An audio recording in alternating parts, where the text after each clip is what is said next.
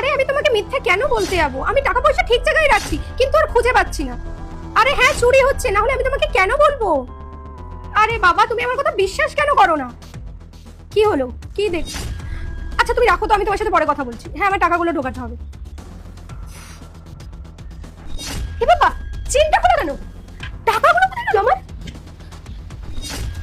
এ বাবা, আমি তো টাকাগুলো নিয়ে এলাম ব্যাংক থেকে, কোথায় রাখলাম? ঠিক ধরেছি আমি। আমি আর মালতী ছাড়া তো রুমের মধ্যে কেউ ছিলই না। মনে মালতীই নিয়েছে। আজকে ওকে হাতে নাতে ধরবো আমি। দাঁড়া। মালতী, টাকাটা বার কর। টাকা? কিসের টাকা? আমি কোনো টাকা পয়সা দেখিনি।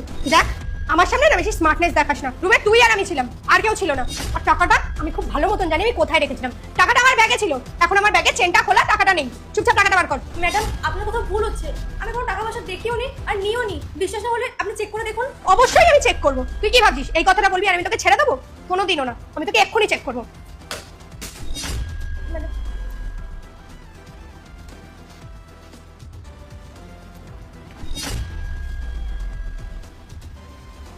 পেলেন না তো? আমি সত্যিই বলছি, আমি কোনো টাকা নিইনি।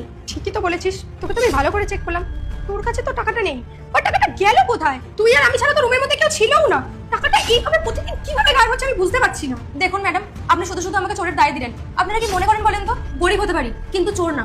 ঠিক আছে, আপনি যখন বলেই দিয়েছেন, বাদ দিন। আমি এখন থেকে আর কাজ করবো না, আমি এখনই বেরিয়ে যাচ্ছি। আপনি অন্য কাজের লোক দেখে নিন।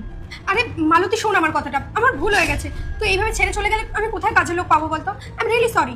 না ম্যাডাম, এত অপমান। তুমি যদি মাকে ভালোবাসো তাহলে সাবস্ক্রাইব করো, আর যদি বাবাকে ভালোবাসো তাহলে লাইক করো। করার পর আমি এই কাজ আর করতে পারবো না। আমি আসছি। দাঁড়া, যাওয়ার আগে টাকাটা দিয়ে যা।